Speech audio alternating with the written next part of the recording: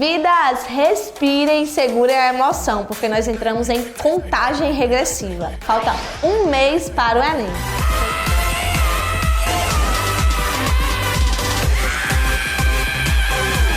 Pois é, gente, o tempo passa assim, ó.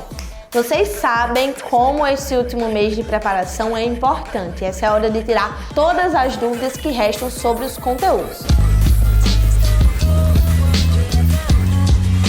Vamos focar! E falando nisso, a nossa primeira aula de hoje é sobre um assunto muito importante e que está em alta nos últimos meses: meio ambiente e mudanças climáticas. Nós vamos para a aula de Geografia com o professor Arion.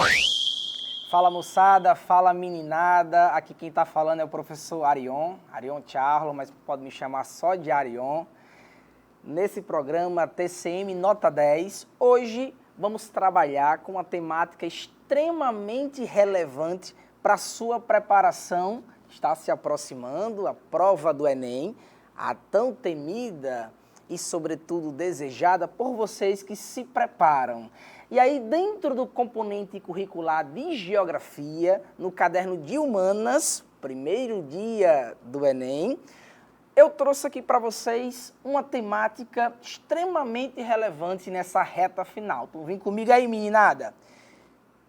Essa temática, só para a gente contextualizar, ela faz parte da competência 6 do caderno de Humanas e habilidade 26. É o tema que fala sobre estrutura geológica e relevo brasileiro. Queridos, meninada, via de regra, no caderno de Humanas, vocês precisam se atentar a alguns temas que são corriqueiros, que via de regra caem comumente todos os anos. E um dos temas é esse: geologia, mineração e geomorfologia, ou seja, relevo. Joinha, tranquilaço, belezinha? Então vem aqui comigo. Primeiro ponto, quando a gente fala em estrutura geológica, em termos de formação litológica rochosa no planeta, nós temos 3 formações rochosas: os chamados dobramentos modernos, os escudos cristalinos e as bacias sedimentares. Repetindo, em termos de formações geológicas no globo, nós temos 3 estruturações: os dobramentos modernos, os escudos cristalinos, também chamados de crátons, áreas cratônicas, e as bacias sedimentares. Contudo, fixou os olhos aqui em mim, dentro dessas 3 formações geológicas, o nosso querido e maravilhoso país, o Brasil, só irá apresentar, dentro da sua delimitação espacial de 8,5 milhões de quilômetros quadrados, aproximadamente, apenas 2 formações rochosas. Quais são elas? Os escudos cristalinos e as bacias sedimentares, em uma proporção, meninada, de 36% de escudos cristalinos ou áreas cratônicas e 64% de escudos, ou melhor, de bacias sedimentares. São 36% escudos cristalinos ou áreas cratônicas e aí o percentual maior de bacias sedimentares. No Brasil, nós não teremos os dobramentos modernos. E por quê, meninada? Vamos lá.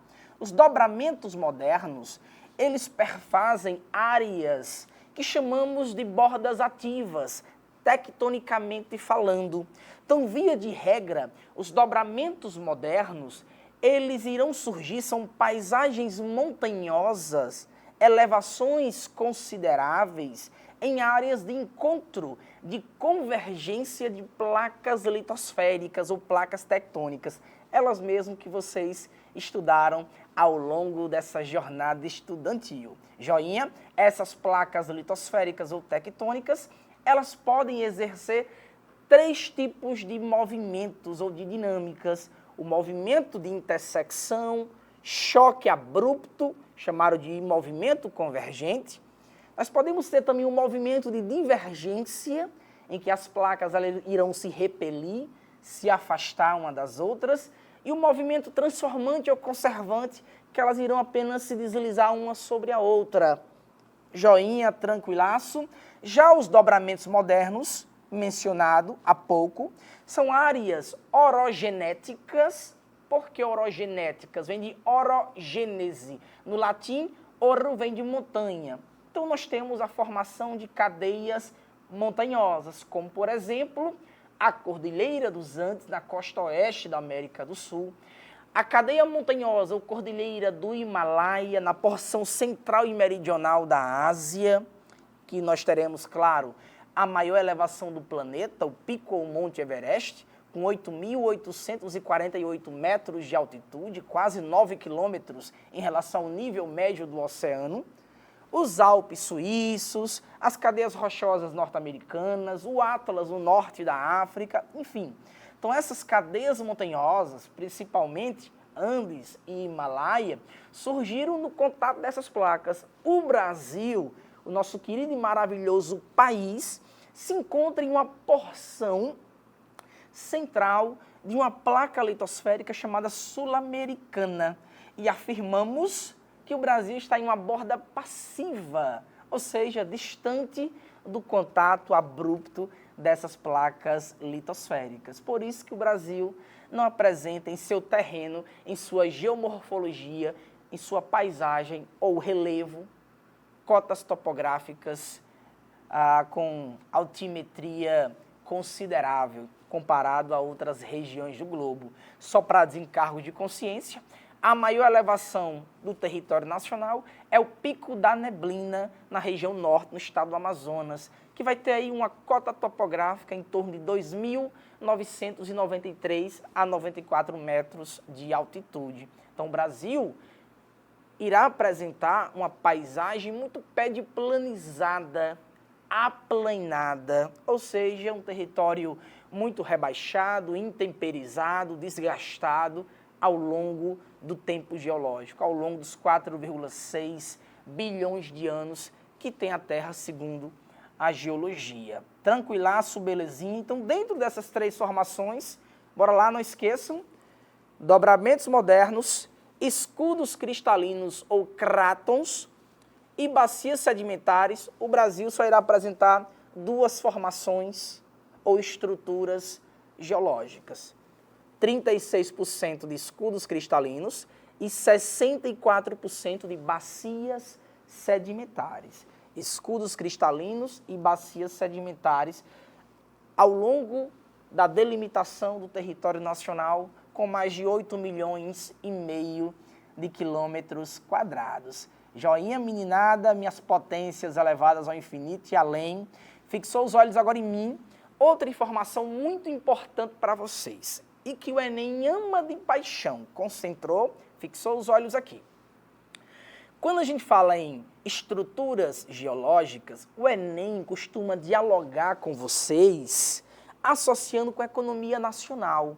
Até porque a prova do Enem tem como principal ou um dos objetivos trabalhar as necessidades, as riquezas e os desafios que há no território nacional.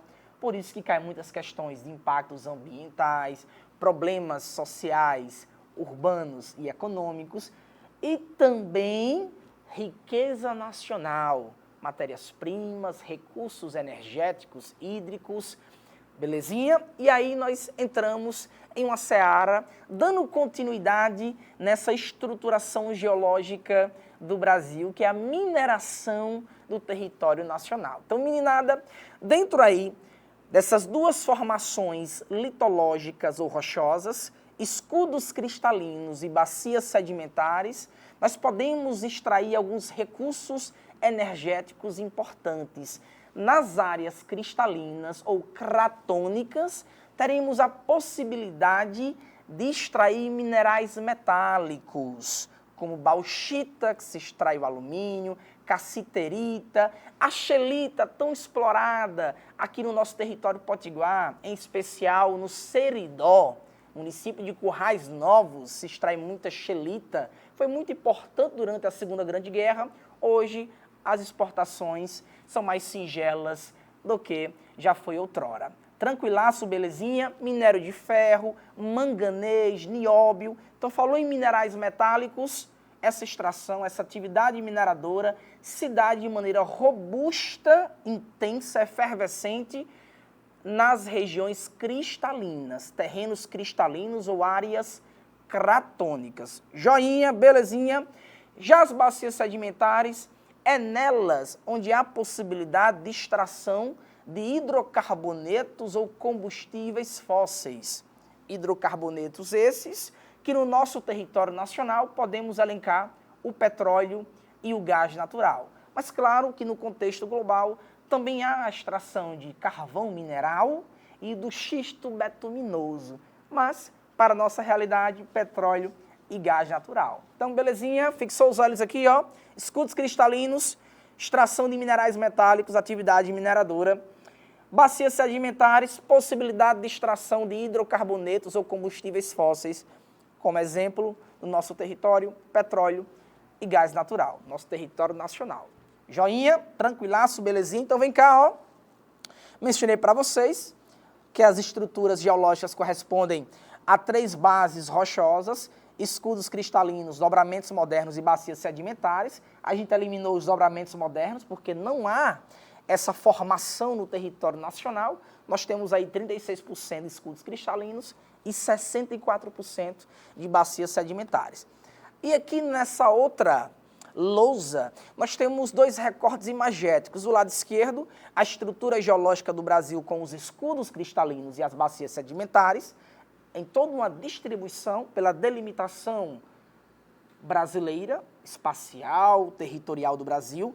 E do lado direito da lousa, nós temos a distribuição de alguns minerais metálicos e não metálicos, toda uma riqueza mineralógica, toda uma riqueza de recursos energéticos e minerais no território brasileiro, fazendo uma ligação direta com essas estruturas, tanto com os escudos cristalinos ou crátons, bem como com as regiões sedimentares. Joinha, deixa eu só fazer aqui um adendo, concentrou, fixou os olhos em mim.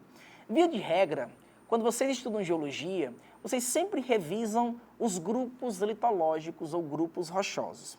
No planeta há 3 grandes grupos de rochas. As rochas chamadas ígneas ou magmáticas, que surgem do arrefecimento e solidificação do material magmático para o interior da Terra e ascende até a superfície.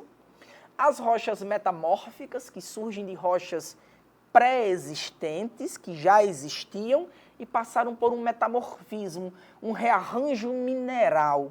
O exemplo que nós podemos citar é o mármore e a gneise. O mármore é uma rocha metamórfica que surge das altas temperaturas e pressões de uma rocha que já existia sedimentar, chamada calcário. Então, todo mármore um dia já foi um calcário que passou por um metamorfismo, um rearranjo mineral devido às altas temperaturas e elevadas pressões do ambiente. Joinha, outro exemplo é o gneise, uma rocha metamórfica muito presente ali no Pão de Açúcar e que outrora já foi um granito, uma rocha ígnea ou magmática. Tranquilaço, belezinha. E por último, as rochas sedimentares, rochas que também surgem de rochas pré-existentes.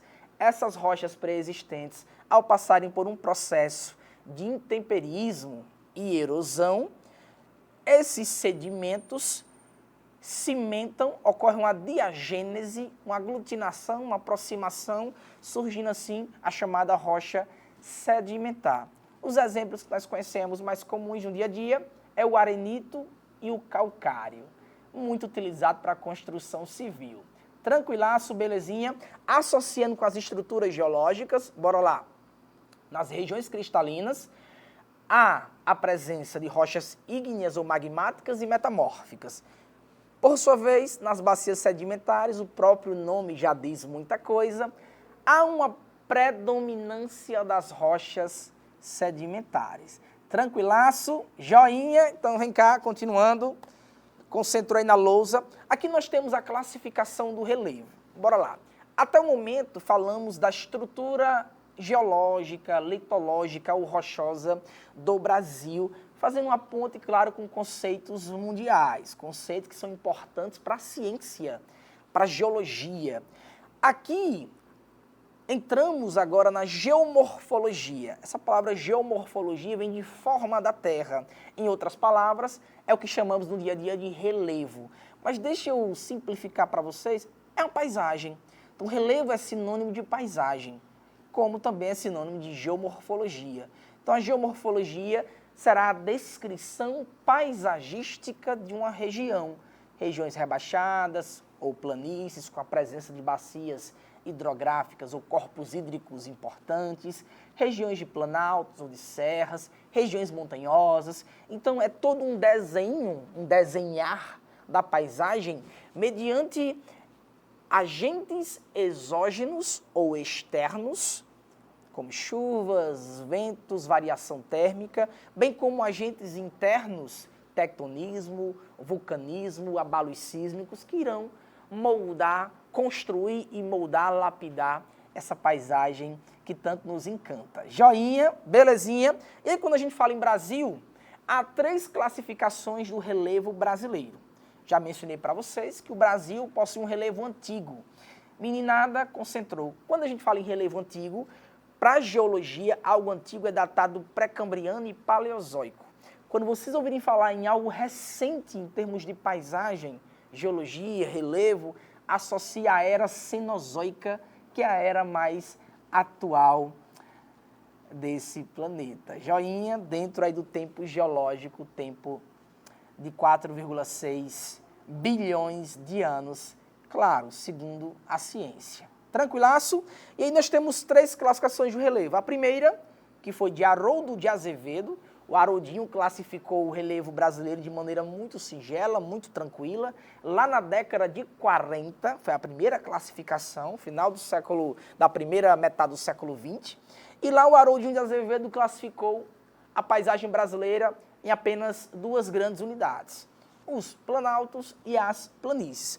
Para Haroldo de Azevedo, qualquer paisagem com a cota topográfica naquele contexto acima de 200 metros era um planalto. E para o mesmo Haroldinho, qualquer paisagem abaixo de 200 metros era considerado uma planície. Era uma classificação muito trivial, muito simples. Contudo, foi a primeira classificação do relevo brasileiro.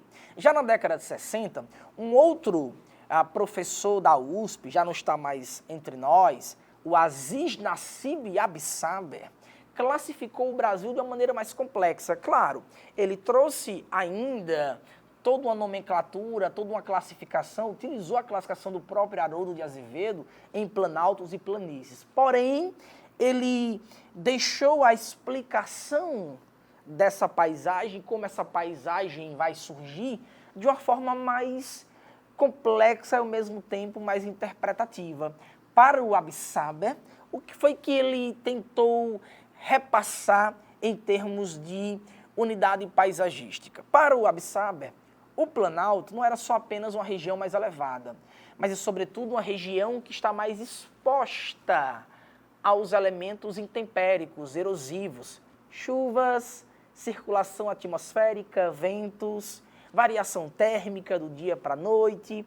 Então, para o Absaber, essas áreas mais elevadas, a erosão, o desgaste, seria maior do que a deposição sedimentar.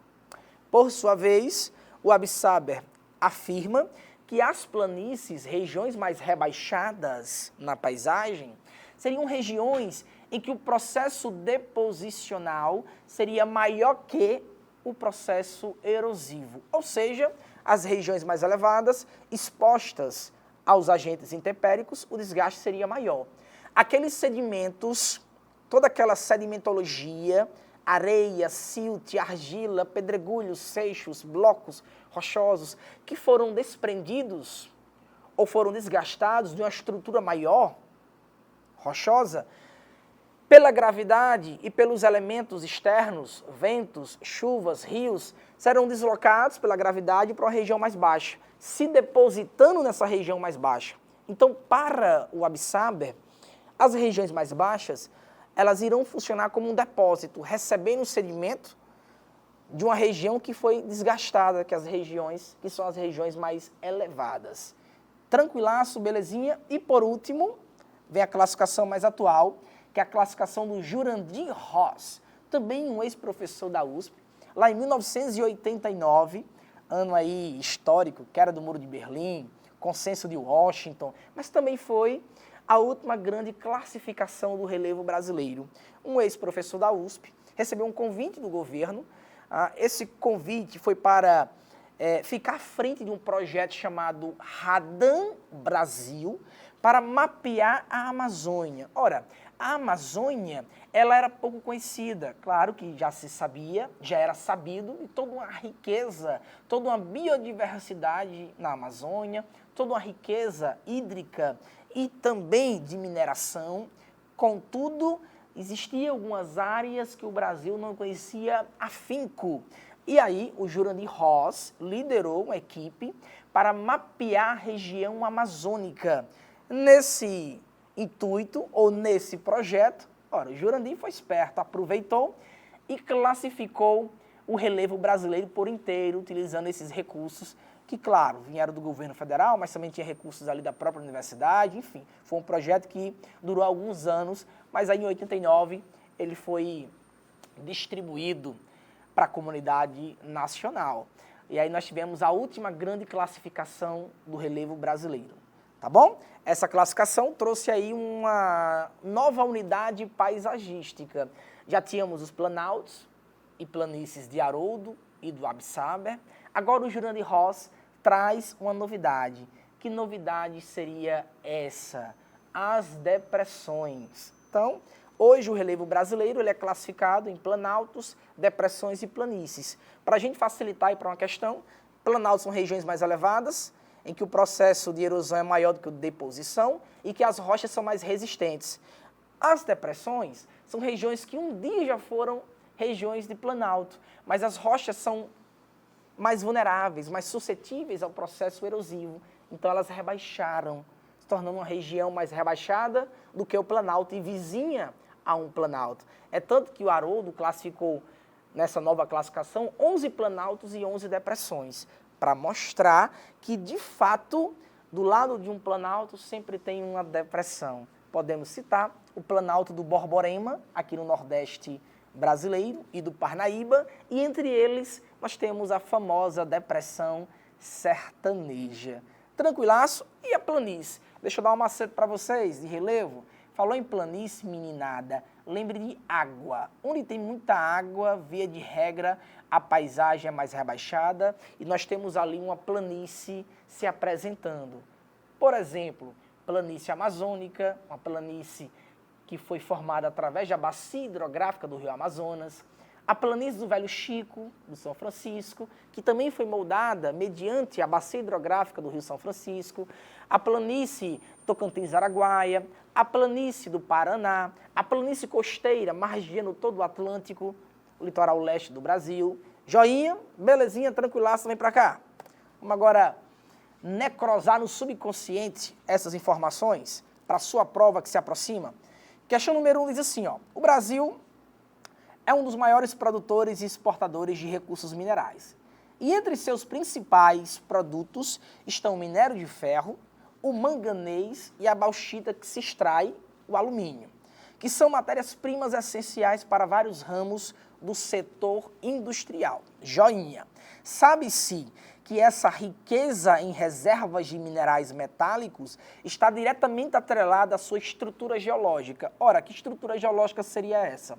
Os escudos cristalinos ou áreas cratônicas. E nós temos algumas áreas que se destacam, como, por exemplo, o quadrilátero ferrífero, que está aí no recorte magético, lá em Minas Gerais, a Serra de Carajás, que está lá no estado do Pará, a Serra do Navio, no estado do Amapá, e o maciço de Urucum, no estado do Mato Grosso do Sul. Contudo, há outras áreas e regiões de atividade mineradora. Essas são mais robustas e irão apresentar uma atividade bem mais intensa, fazendo parte, por vezes, da balança comercial de exportação brasileira. Tranquilaço? Então, vem para cá. Diante do exposto e observando a imagem abaixo, podemos afirmar, quanto aos recursos minerais brasileiros, que, letra A, na Serra dos Carajás, encontra-se uma das maiores reservas de minerais metálicos do mundo. Corretinho. Responsável pela maior produção do país. Não, jamais. Meninada, Fixou os olhos aqui em mim. A maior região de extração de minerais metálicos do Brasil, sem sombra de dúvidas, é o quadrilátero ferrífero, em Minas Gerais. A segunda, aí sim, é a Serra dos Carajás. Tranquilaço? Então, a gente já elimina. Letra B, o principal centro de exploração mineral está no quadrilátero ferrífero no estado de Minas Gerais. Joinha.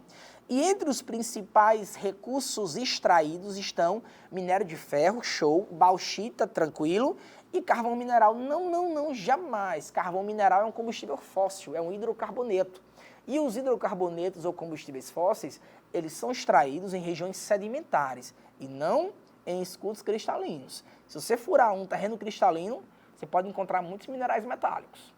Até ouro, diamante ou qualquer outro mineral aí. Minério com valor agregado. Mas petróleo, carvão mineral, gás natural, não. E aí, para finalizar, letra B não, letra C, as principais atividades de exploração dos minerais metálicos circulares na imagem acima, concentram-se nas áreas de bacias sedimentares, não.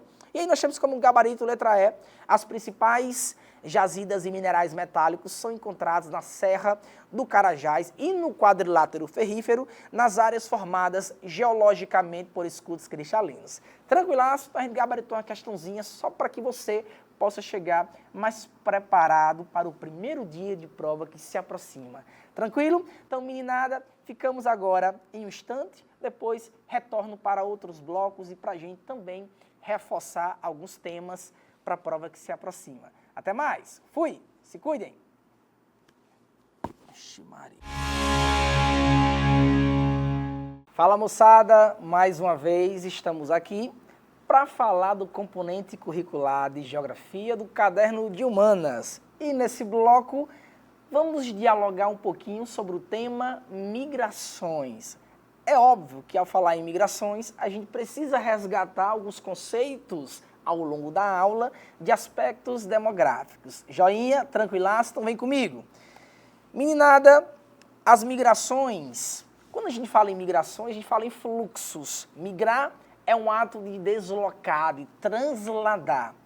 Nos últimos anos, décadas, surgiu com muita efervescência um tema que faz menção ou que tem uma ligação direta com o tema migrações, que é o tema sobre as crises dos refugiados, a crise dos refugiados.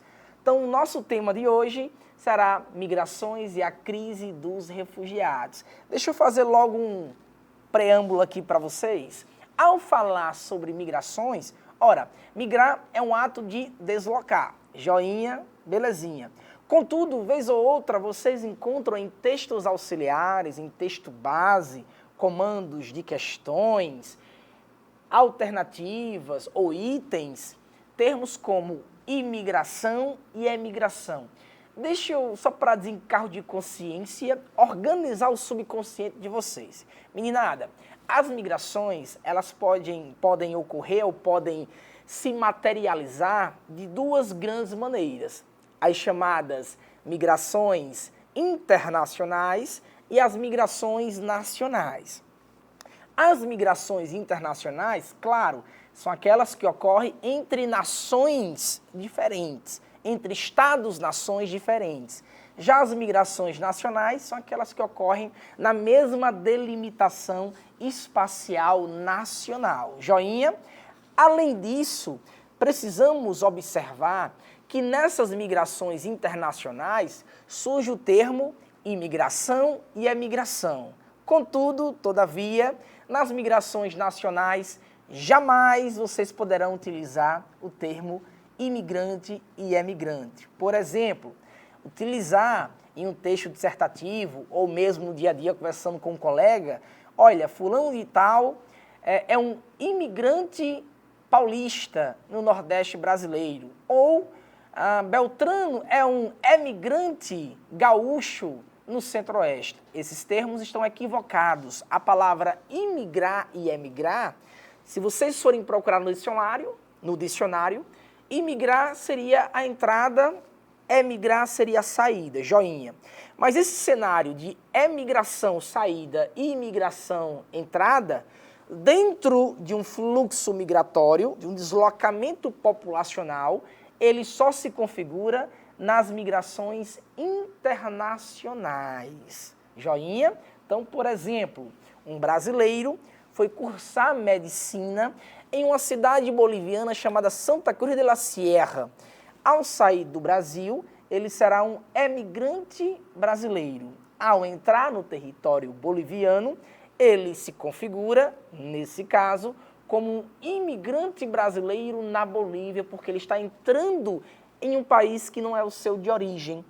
É migrante para os brasileiros porque ele saiu do seu país de origem, onde ele fixa a residência, ou fixava, e agora ele é um imigrante brasileiro na Bolívia, para os bolivianos. Imigrante na Bolívia é migrante no Brasil, dentro de um fluxo migratório, de um movimento populacional. Tranquilo? Então, conceitos como emigração e imigração, eles só podem ser utilizados nas migrações internacionais. Deixa eu complicar um pouquinho para vocês, mas, sobretudo, fortalecer no subconsciente de vocês. Quando a gente fala em migrações internacionais, elas podem também se materializar de duas maneiras distintas. As migrações internacionais intracontinentais e intercontinentais. As intracontinentais, elas se materializam dentro de uma mesma região continental.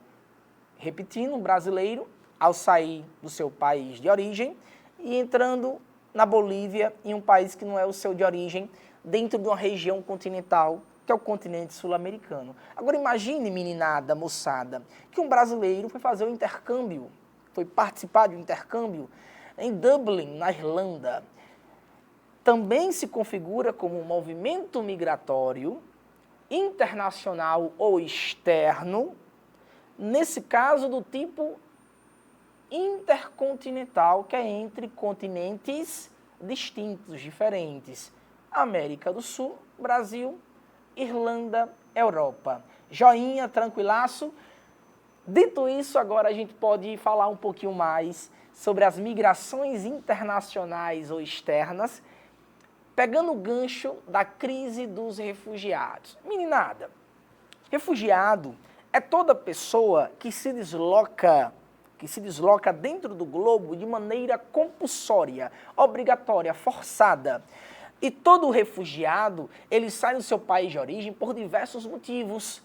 Perseguição política, crise humanitária ou desastre natural, crise socioeconômica. Então, existem várias causas desses deslocamentos internacionais que se configuram como refúgio. Tranquilaço, belezinha, a gente pode citar o caso dos venezuelanos, o caso dos sírios, também no século XXI, congoleses, tranquilaço, belezinha. Então, existem várias situações de povos que saem do seu país de origem e buscam outras nações para sobreviver ou ter pelo menos uma vida digna, fugindo de uma situação atípica e não desejada por eles. Repetindo, seja por perseguição política, crise socioeconômica, humanitária, desastres naturais, como, por exemplo, no Haiti. Em 2010, eclodiu um terremoto que devastou a capital Porto Príncipe. Ora, o Haiti já é considerado o país mais pobre das Américas, fica na América Central, no Caribe. E aí muitos haitianos, pós-terremoto e cenário de pobreza, fome e falta de oportunidades, muitos migraram, se deslocaram para países vizinhos, na própria América Central, e muitos vieram aqui para a América do Sul, dentro de um contexto latino-americano. Chegaram até aqui no Brasil também, haitianos. Tranquilaço, belezinha? Mas vem cá, por que esse termo refugiado se intensificou tanto nas últimas décadas? Ora, refugiado sempre existiu desde que o mundo é mundo. Inclusive, existe uma agência vinculada à ONU chamada Acnu. Coloque no coração porque já caiu no Enem, tá bom? Acnu, Alto Comissariado das Nações Unidas para Refugiados. A Acnu, ela surge pós-surgimento da ONU, pós-guerra, Segunda Grande Guerra Mundial. Então, pós-Segunda Grande Guerra Mundial, pós-Segunda Guerra Mundial em 1945, posteriormente, final da década de 40, A ONU é criada e, posteriormente, a essa construção da ONU, essa criação da ONU, na década de 50, essa agência passa a existir. E o principal objetivo da ACNUR, ACNUR, Alto Comissariado das Nações Unidas para Refugiados, é tentar dialogar com os países que recebem diversos refugiados pelo mundo, garantindo assim paz, garantindo assim que eles tenham uma vida digna e oportunidades, distribuindo esses refugiados para territórios diferentes, sem ocasionar uma macrocefalia urbana, um inchaço desses refugiados em um só país, em um só território, muito menos também não oportunizando esses refugiados naqueles territórios que eles, claro, é a porta de entrada. Então, a partir da porta de entrada, em parceria com as nações, a ACNUR faz a distribuição e tenta tratar a causa dos refugiados pelo mundo. Joinha, quer seja sírios, quer seja venezuelanos, haitianos, congoleses, etíopes, somalis, etc. Belezinha? Tranquilaço? Então, sempre houve questionamentos, diálogos sobre refugiados internacionais. Meninada, contudo, foi em 2015 um divisor de águas, como vocês estão percebendo aí na lousa. Olha agora na lousa, eu coloquei 2 recortes imagéticos. Um do lado esquerdo, que nesse recorte imagético mostra sírios cortando o mar Mediterrâneo, e do lado direito, um garotinho com a bermuda, uma camisa vermelha, um sapatinho e encontrado na costa da Itália. O nome desse garotinho é Aylan. E essa imagem repercutiu e rodou o mundo inteiro. Por quê? O Aylan, em 2015, junto com sua família, saíram da Síria, são sírios, saíram da Síria. A Síria é um país que estava mergulhado em uma guerra civil, em revoltas de jovens sírios contra o governo do Bashar al-Assad. Em contrapartida, o Assad contra-atacou os civis sírios, e isso tudo em um contexto de 2010 até os dias atuais. Até hoje a Síria é um território conflituoso. É claro que tem momentos de paz ou momentos, pelo menos, de não agressão armada ou confronto armado. Contudo, vamos tentar recapitular. Em 2010, eclodiu no norte da África, países árabes muçulmanos, chamado África Branca, algumas rebeliões, revoltas populares contra ditaduras que estavam no poder há muito tempo, 20, 25, 30 anos, eclodiu lá na Tunísia, depois chegou na Líbia, do então ditador Muammar Gaddafi. O Gaddafi caiu, estava muito tempo no poder. Depois, as revoltas caminharam e chegaram até o Egito e caiu também o ditador Hosni Mubarak. Essas ondas, ou essa onda de revoltas no norte da África, foi caminhando e acendeu uma chama em jovens na Península Arábica, no Oriente Médio, chegando até o Iêmen, um país vizinho ao Omã, que está ao sul da Arábia Saudita, onde está lá Neymar e Cristiano Ronaldo, isso mesmo. E aí lá no Iêmen caiu um ditador chamado Ben Ali, também através de muitas revoltas, rebeliões, reivindicações da população jovem, que o Ben Ali estava no poder há muito tempo. Caminhando, chegamos na Síria. Jovens, percebendo a repercussão e o desenrolar dessas revoltas, dessas reivindicações de ditaduras, tentaram colocar abaixo o governo do Assad, que já saiu do pai e passou para o filho, e que já estão no poder a família há mais de 30 anos. E o Bashar al-Assad, aí sim foi a resistência muito maior do que os outros ditadores. Até porque o exército sírio é um exército mais preparado e ele tem um apoio de 2 representantes importantes, extremamente relevantes no contexto asiático. Um deles é o Xi Jinping. A China tem relações comerciais com a Síria e ficou neutra, né? Agora vem um outro parceiro, que aí é o Vladimir Putin, que inclusive o Putin está, nesse atual momento, em um conflito com a Ucrânia. operação especial russa em território ucraniano desde 2022. Em fevereiro de 2025, irá se comemorar, entre aspas, 3 anos da guerra na Ucrânia, que ainda está em andamento. Olha só, foi um dia desse, já vai se comemorar, entre aspas, né? Marcar 3 anos desse conflito, dessa operação militar especial, que é assim que o Vladimir Putin chama, e o mundo chama de guerra, guerra na Ucrânia. Tranquilaço, então Putin é sim um apoiador, é sim um amigo e tem relações comerciais e pessoais com o Bashar al-Assad. Então encontrou uma resistência muito maior. Eclodiu assim uma revolução, uma rebelião e a guerra na Síria. Nesse confronto entre militares e Assad, rebeldes sírios, ainda tem os malucos do Estado Islâmico lá no norte da Síria, além de curdos, povos que não têm Estado, não têm um território para chamar de seu. Eles vivem pela Turquia, pelo Iraque, pela Síria.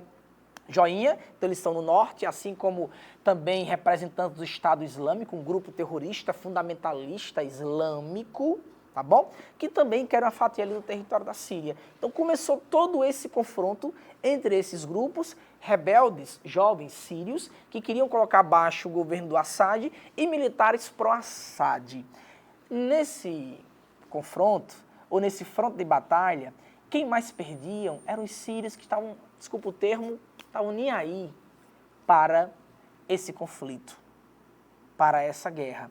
Porém, amanheciam, olhavam para o lado, a mãe estava morta, o pai estava com o braço decepado, uma perna dilacerada, uma dinamite explodiu, perdeu um ente querido, um irmão, uma casa vizinha também foi atacada inocentemente, com balas perdidas, com dinamites que foram jogadas, chegando até algumas residências de famílias que não estavam participando ativamente do conflito e nem queriam apenas paz e continuar sobrevivendo. Principalmente núcleos familiares que estavam em uma cidade chamada Alepo, que foi a região mais hot, mais quente da guerra na Síria, ou no território sírio. E muitos sírios procuraram refúgio em países vizinhos, chegando até muitos à Europa Ocidental, cortando o mar Mediterrâneo, e alguns sírios, ora, chegaram até aqui na América Latina, o nosso querido e maravilhoso Brasil. Porém, a maioria esmagadora buscavam a Europa Ocidental, claro, para ter uma vida mais estável, segundo eles, ter mais oportunidade de emprego, renda e consumo. Tranquilaço, porém eles esbarravam na dificuldade de entrar em alguns territórios. Por isso que a maioria esmagadora deles chegavam até os chamados e famosos campos de refugiados, muito tradicionais nas costas, que é a entrada no litoral, que é a entrada de muitas nações europeias, como a Grécia e a Itália. Então a maioria esmagadora desses sírios, quando não se deslocavam para países vizinhos,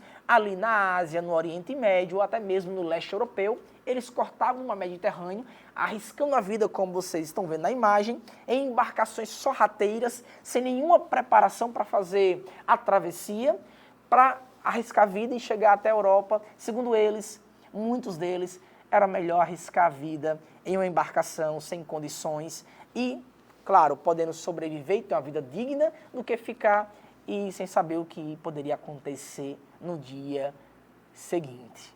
Joinha? E aí vem o caso do Aylan. A família do Aylan, juntamente com Aylan, estava em uma dessas embarcações. Naufragou, muitos morreram, entre eles o Aylan, e ele foi encontrado na costa, no litoral da Itália. E meninos, meninas, moçada, essa imagem repercutiu, rodou o mundo e, sobretudo, sensibilizou a comunidade internacional. Surgindo assim um forte apelo e um coro maciço direcionado para a ONU, para que a ONU intervisse na causa dos refugiados ou na crise humanitária dos refugiados sírios. Por isso que o termo refugiado passou a ser muito mais divulgado, muito mais escutado, lido no dia a dia por vocês, principalmente em virtude de alguns casos que aconteceram, principalmente com os sírios, mas já tinha vários outros casos sensíveis no mundo, porém não sabido ou não tido ciência por toda a comunidade internacional, mas no caso da Síria, no caso do Aylan e de outras famílias sírias que tiveram embarcações naufragadas, que morreram na travessia ou que perderam familiares na própria guerra, no próprio conflito na Síria, que eclodiu lá em meados de 2010, 2011, culminando até o presente momento. Claro que hoje temos momento de acirramento e momentos de arrefecimento, mas foi aqui em 2015, nessa imagem do Aylan, que o termo refugiado se tornou muito marcante, repercutiu bastante e começou a ser cobrado em vários vestibulares tradicionais e concursos públicos. É tanto que caiu falando sobre o papel da Acnu no Enem. Então, meninos, é um tema extremamente importante na preparação de vocês para o Enem. Aspectos demográficos, migrações, crise dos refugiados. Joinha, tranquilaço, vem pra cá. Vem pra cá, vem pra cá. Trouxe aqui alguns conceitos básicos para vocês. Claro, quando a gente fala em movimentos migratórios, aspectos demográficos, crise dos refugiados, estamos falando da competência 2. Lembrando que o caderno de humanas é composto por 6 competências, tá bom? Competência 2, habilidade 8. Joinha, então competência 2, relações socioeconômicas e culturais de poder. E habilidade 8, dinâmica dos fluxos populacionais e enfrentamento de problemas de ordem econômica social. Belezinha? Tranquilaço? Aqui a Acnu, aqui no recorte magético do lado direito da lousa, mostra aí para vocês alguns países que recebem, que abrigam muitos refugiados. Então, Colômbia, Alemanha, Turquia, Paquistão, Uganda, eles se destacam, mas existem outras nações, inclusive o Brasil, se destaca também, recebendo um número muito elevado de refugiados, né? Recebeu sírios, recebeu congoleses, recebeu haitianos, vem recebendo venezuelanos. Acredito que vocês já se depararam por alguns venezuelanos que estão no território nacional, principalmente nos semáforos, tá bom? Pedindo ajuda, ajuda humanitária, alimento. Vamos para uma questão? Meninada, nós temos o seguinte, ó, questão da FUVEST 2023. Em um mapa produzido com a técnica da anamorfose geográfica, o que seria a anamorfose geográfica? Uma técnica da cartografia em que há a deformação das representações gráficas, dos mapas. Essa deformação pode utilizar, pode, não é uma obrigação, mas pode utilizar alguns polígonos, como círculos, quadrados, retângulos, para representar um tema. Por exemplo, eu quero representar o tema economia. Então, eu pego o mapa mundi e vou aumentar, dar uma ampliação, utilizando algum polígono, um círculo, um quadrado, um retângulo, qualquer outro, e coloco esse polígono em um tamanho considerável naqueles países ou nações que apresentam um PIB e uma economia mais robusta. Já naqueles países que irão apresentar uma economia diminuta, ou comparada a outros países menor, a representatividade, a robustez desse polígono será menor. Então, não vai ter a configuração territorial correta como vocês estão acostumados. Vai ter aí, via de regra, alguns círculos, retângulos e quadrados e a proporcionalidade de acordo com o tema. Economia, população, migrações, entre outros temas que podem aparecer em uma anamorfose. Um mapa tratando um tema específico, utilizando estatística e proporcionalidade matemática. Tranquilo? Então aqui diz o seguinte, em um mapa produzido com a técnica da anamorfose geográfica, cada país é redesenhado de forma que seu polígono tenha uma deformação proporcional a um tema de interesse. Com essa técnica é possível visualizá-lo de uma forma mais direta e clara. Observe o mapa com dados de 2015.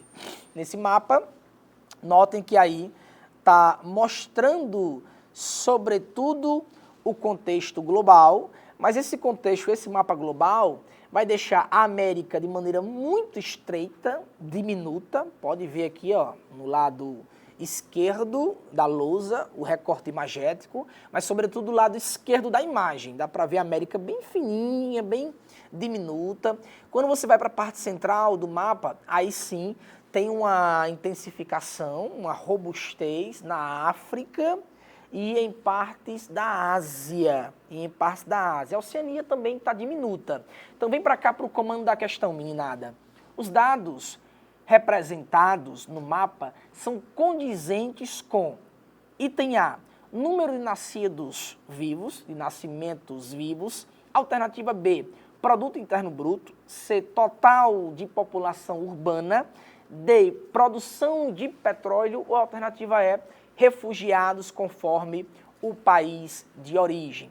E aí, meninado, o que é que vocês marcariam na alternativa dessa? Ora, notem que aí a gente pode eliminar alguns itens. Alternativa A, número de nascimentos vivos.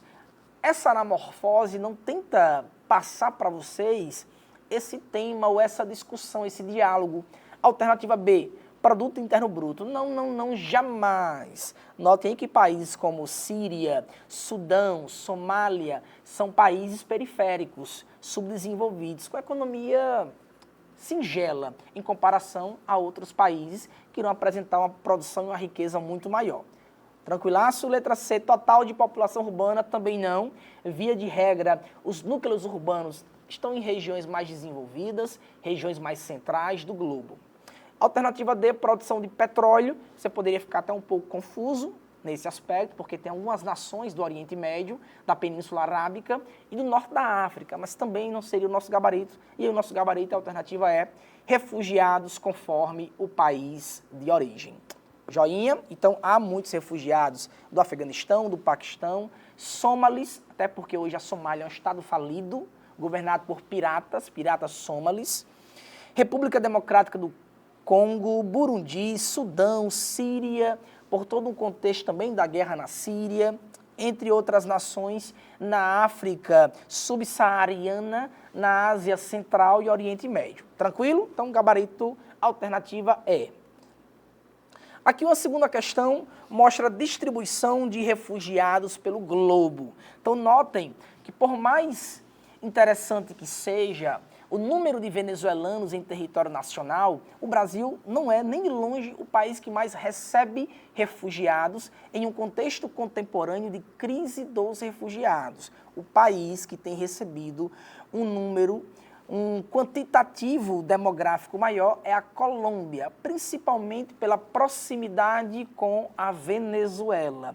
Então, o número maior de venezuelanos que se deslocam para outras nações, fugindo de uma crise humanitária e socioeconômica no estado do Nicolás Maduro, a maioria esmagadora se deslocam para a Colômbia e o número menor, bem menor, para o Brasil e para outros países da América Latina. Joinha, vem para cá. O mapa acima ilustra a situação dos refugiados no mundo segundo a Agência da ONU para Refugiados, ACNUR, com destaque para os seus países de origem. Com relação ao cenário apresentado pela figura, assinala a alternativa correta. Alternativa A, Colômbia contribui com altas taxas de refugiados entre latino-americanos graças aos conflitos armados, intervenção externa e violação de direitos humanos. O gabarito é esse, tá, queridos? E aí vocês podem analisar as outras alternativas, mas o gabarito é a alternativa A e a gente finaliza com esse segundo bloco. Qualquer dúvida pode entrar em contato comigo. Contudo, espero que vocês tenham absorvido nesses dois blocos o máximo de informações possíveis. Joinha? Então ficamos por aqui. Até mais. Fui! Tá aí, vidas, uma aula super necessária com informações que servem para a prova de Ciências Humanas, para a prova de redação, já que mudanças climáticas é uma aposta de tema e também para a nossa vida pessoal. Você tá falando sério? Pois é, gente, a questão ambiental é muito importante e precisa do envolvimento de todos nós. E não se esqueça disso. E mudando de assunto, na nossa próxima aula nós vamos falar sobre Andou na prancha, cuidado, tubarão vai te pegar. ondas. Onda, onda, olha a onda. Vocês sabem quais as características, propriedades e fenômenos ondulatórios? Ih, rapaz. O professor Lucas Martins vai explicar tudinho a partir de agora na nossa aula de Física. E aí, galerinha, estamos aqui de volta para continuar vendo o nosso conteúdo da linda Física. Pessoal, na aula anterior nós começamos a estudar a parte de termologia. Pessoal, a termologia nós já entendemos, nós já estudamos nas aulas anteriores, que é aquela parte da física que vai estudar tudo relacionado ao calor. Pessoal, a gente viu a diferença de temperatura para calor. A gente viu que temperatura, de forma resumida, é um grau de agitação das moléculas, tá bom? Lembrando, não é apenas isso. mas de forma bem sucinta, para a gente pegar os principais pontos e aplicar na nossa prova. Pessoal, e a gente viu também que calor é sempre o quê? Uma energia térmica. Pessoal, essa energia térmica ela sempre vai fluir de forma espontânea do corpo de maior temperatura para o corpo de menor temperatura, tá bom?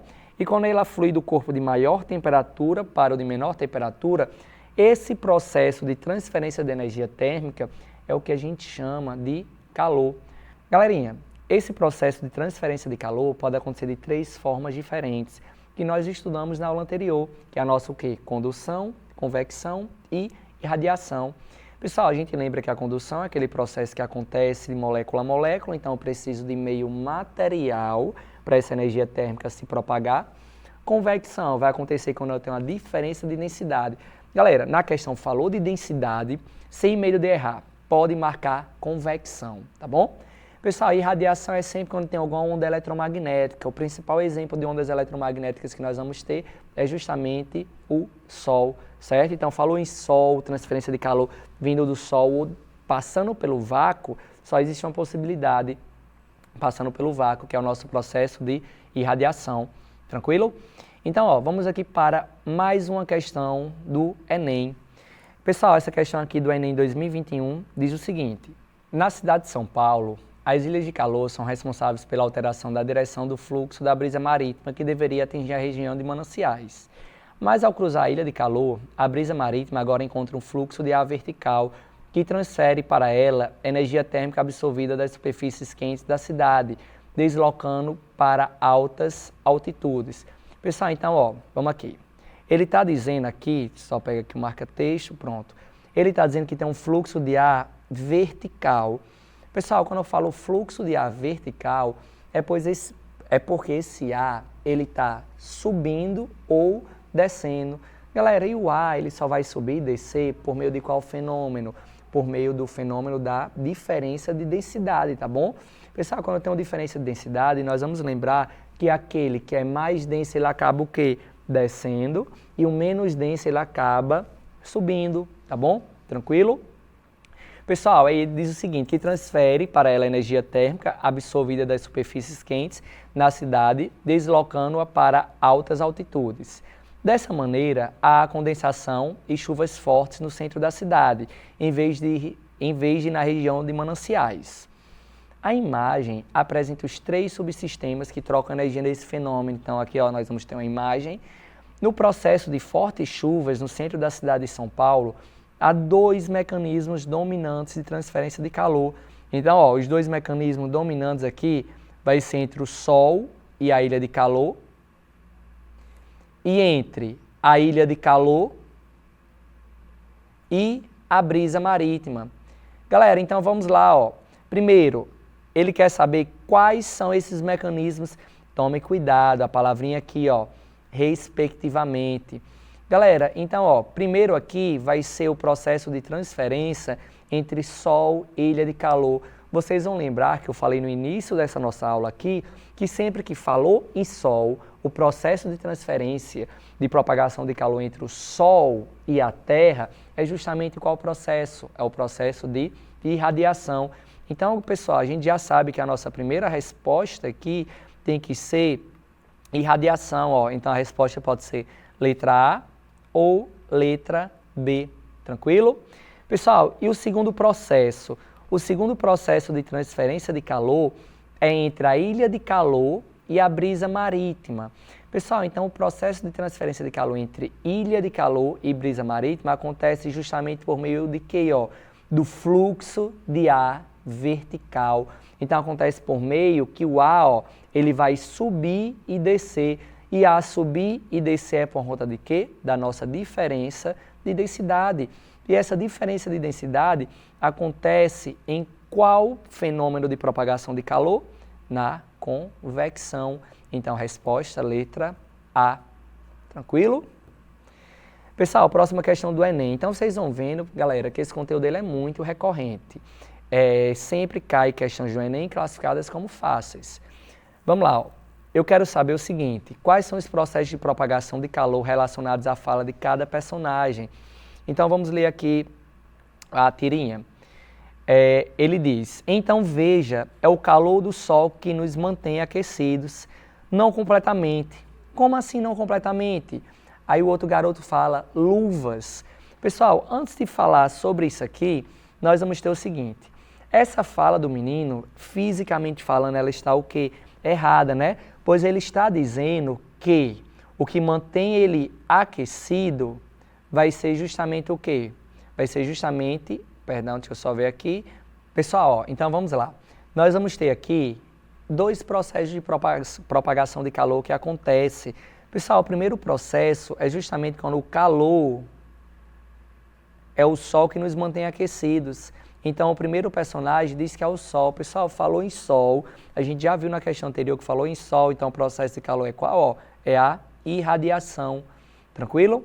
Pessoal, e o segundo garoto, ele fala luvas. Aí nós vamos lembrar que o objetivo de uma luva é o mesmo objetivo de um cobertor, é o mesmo objetivo de um casaco. Pessoal, o objetivo é justamente fazer o quê? É justamente dificultar a propagação de calor. E a propagação de calor por meio de qual processo? De condução, tá bom? Então, ó, resposta, letra E. Irradiação e condução. Bom, pessoal, agora nós vamos falar sobre bons condutores e maus condutores térmicos, tá bom? Maus condutores de calor. Pessoal, os maus condutores de calor é o que a gente conhece como isolantes térmicos. Galera, os isolantes térmicos, eles não existem isolantes térmicos perfeitos na prática, tá bom? Quando eu falo isolante térmico é porque ele vai dificultar a passagem de calor, ele vai dificultar essa troca de calor, tá bom? Mas ele vai conduzir calor, mas só com uma dificuldade muito grande e a gente acaba chamando então de isolante. Pessoal, vamos lá. Então nós vamos ter os bons condutores. Galera, de forma resumida, de forma bem direta, os bons condutores, em sua maioria, são os materiais metálicos. Ah, Lucas, mas materiais metálicos são um bom condutor por quê? Pois o material metálico ele apresenta elétrons livres que vão acabar favorecendo essa troca de calor, tá bom? Aí isso aí vai entrar mais uma vertente lá na química, que a gente não vai entrar em detalhes aqui, mas os materiais metálicos, eles são bons condutores de calor. Pessoal, esses materiais metálicos, eles vão apresentar uma alta condutibilidade térmica. Ah, Lucas, como assim alta condutibilidade térmica? Pessoal, lembrem, falei condutibilidade térmica, eu estou relacionado ao quê? À condução. Então, pessoal, os bons condutores, eles vão conduzir calor muito bem, pois apresentam uma alta condutibilidade térmica. Como, por exemplo, aqui ó, nós temos uma panela. Nessa panela, ela apresenta uma alta condutibilidade térmica, ou seja, ela recebe uma quantidade de calor muito rápida.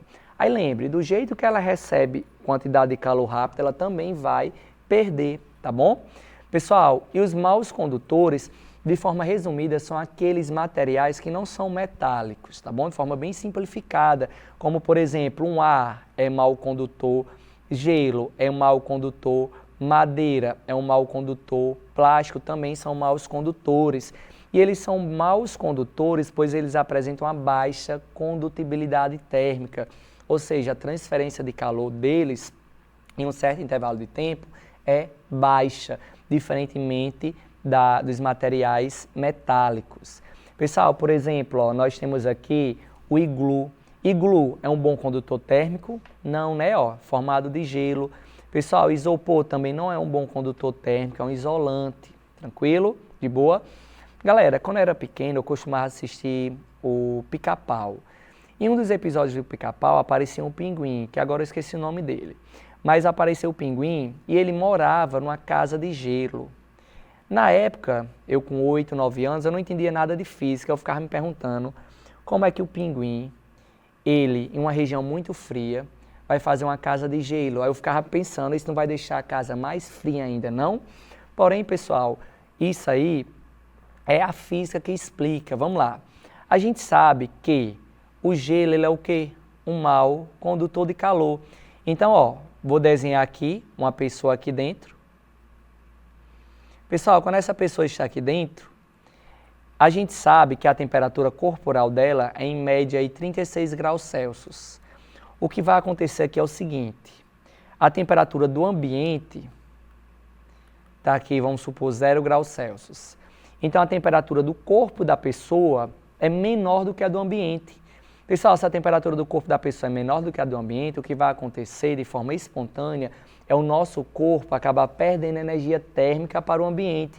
Então, ó, a pessoa vai acabar perdendo energia térmica para o ambiente. Pessoal, quando ela está perdendo energia térmica, ela vai encontrar aqui uma barreira que vai dificultar que acabe perdendo calor para o ambiente. Então, ó, o calor vai acabar ficando aprisionado em partes aqui dentro, fazendo com que acabe criando uma camadazinha de calor, certo? De sensação térmica quente. Então, favorecendo que a temperatura da pessoa não acabe diminuindo de forma drástica, tá bom? Então, é feito de gelo justamente por isso, pois o gelo, galera, ele é um mau condutor. Se aqui fosse usado um material que fosse um bom condutor, por exemplo, uma casa metálica, da casa metálica ele ia permitir a transferência de energia térmica muito mais rápida do que o gelo, certo? Lembrando, o gelo não vai impedir 100%, porém ele vai dificultar, assim como a madeira, assim como o plástico e outros materiais, tranquilo? O ar também, de boa? Pessoal, nós temos aqui uma situação em que é clássica. Por exemplo, eu estou em um ambiente com ar-condicionado ligado. Quando eu estou em um ambiente com ar-condicionado ligado, esse ar-condicionado, ele está deixando ali a temperatura do ambiente, vamos supor, a 18 graus Celsius. Pessoal, eu vou levantar, vou sair dessa sala. Quando eu saio da sala, eu pego ao mesmo tempo no trinco e na porta. O trinco, galera, ele é feito de um material metálico. A porta é feita de madeira. Aí eu pergunto para vocês, qual é aquele que apresenta a menor temperatura? É a temperatura do trinco, coloca aqui, ó, temperatura do trinco, ou a temperatura da porta de madeira. Então vamos lá. Tanto a porta de madeira quanto o trinco, eles estão no quê? No mesmo ambiente. E esse ambiente está com ar-condicionado que está tentando deixar a sala com a temperatura de quê? 18 graus Celsius. Então, pessoal, quando a gente pega no trinco e na porta, eu vou ter uma sensação térmica de frio maior aonde? No trinco. Então, o que muita gente responde é que a temperatura do trinco é menor que a temperatura da madeira. Pessoal, porém, isso está totalmente errada. Como a porta de madeira e o trinco metálico estão no mesmo ambiente, então a temperatura deles vai ser exatamente a mesma. Então, ó, a temperatura do trinco é exatamente igual à temperatura da madeira. Ah, Lucas, é mentira, porque eu pego, eu sinto o trinco mais frio. Por que que isso acontece? Então, pessoal, o que acontece é o seguinte, a temperatura é a mesma. Porém, como os materiais aqui são diferentes, nós vamos lembrar que materiais metálicos, eles são o quê? Bons condutores. Se eles são bons condutores, então ele tem uma alta condutibilidade térmica. Ou seja, pessoal, material metálico, ele perde calor mais rápido, certo? Se ele perde calor mais rápido, de forma recíproca, ele também vai o quê? Receber calor mais rápido, tá bom? Então, bons condutores, que são materiais metálicos, eles apresentam uma maior agilidade para perder e para ganhar calor. Então, quando eu coloco a mão de forma simultânea no trinco da porta e na madeira, a madeira, pessoal, tem uma baixa condutibilidade térmica. Se ela tem uma baixa condutibilidade térmica, então ela vai acabar fazendo o quê? Ela perde energia térmica de forma mais demorada do que ela perde energia térmica de forma mais demorada do que o trinco da porta, tá bom? Então, quando eu coloco a mão no trinco da porta, quando eu pego aqui o trinco da porta, pessoal, o que vai acontecer é que a transferência de energia térmica da minha mão para o trinco é muito mais rápida do que a transferência de energia térmica da minha mão para a madeira, fazendo com que a sensação de frio aqui seja maior do que a sensação de frio na madeira. Tranquilo? Vamos lá. Eu tenho uma situação agora que eu tenho neve e gelo, madeira e serragem. Pessoal, eu quero saber o seguinte, qual é aquele que dificulta mais a troca de calor? madeira ou serragem? Vamos pensar um pouco. O que vai dificultar a troca de calor vai estar relacionado aqui, pessoal, à nossa condução. O que vai dificultar essa troca de calor vai ser o seguinte. A gente percebe que a serragem, aqui no interior da serragem, nós vamos ter no interior dela várias moléculas de ar. Pessoal, se eu tenho várias moléculas de ar, nós vamos lembrar que tanto o ar quanto a madeira, a gente viu aqui, ó, são maus condutores. Então, se eu tenho ar dentro da serragem, então isso aqui vai acabar dificultando mais ainda essa troca de calor. Pessoal, se dificulta mais ainda a troca de calor, então, pessoal, a serragem dificulta mais a troca de calor do que a madeira, pois no interior da serragem nós vamos ter a presença de moléculas de ar que vão dificultar essa troca de calor, tranquilo? Pessoal, mesmo princípio de neve e gelo. Acabei não colocando aqui a neve e o gelo, porém, pessoal, mesmo princípio da neve e gelo. A neve, elas vão ter flocos, elas vão ter regiões internas no qual vão ter uma quantidade de ar, vão ter moléculas de ar. Se vai ter moléculas de ar, então isso vai acabar dificultando a troca de calor. Então, pessoal, a neve dificulta a troca de calor mais do que os bloquinhos de gelo, tá bom? Ó, então, substâncias porosas como lã, peles, penas, são bons isolantes, principalmente pelo espaço com ar que contém nelas, tranquilo?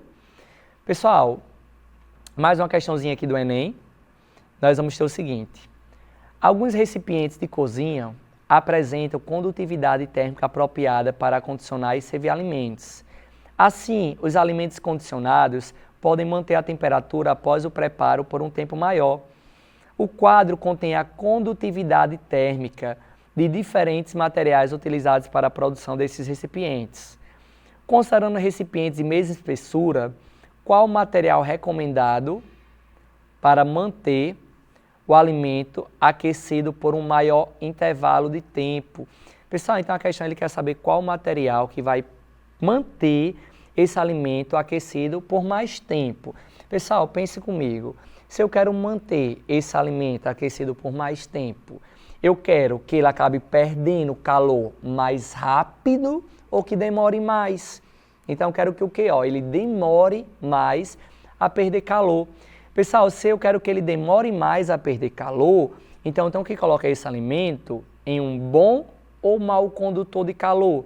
Só pensar. Se eu quero dificultar com que ele perca calor, então eu vou colocar ele em um mau condutor de calor, ou seja, eu vou colocar em um isolante. Pessoal, aí os materiais que vão dificultar a perca de calor são materiais que nós vamos ter o quê? Uma baixa condutividade térmica, tá bom? Lembrem, bons condutores, eles vão ter uma alta condutibilidade térmica, que é representado pelo K, e os maus condutores, eles vão ter uma baixa condutibilidade térmica, tá bom? Aí, é só olhar aqui. Aqui nós vamos ter uma razãozinha que eu estou perdendo quilocal por hora, tá bom?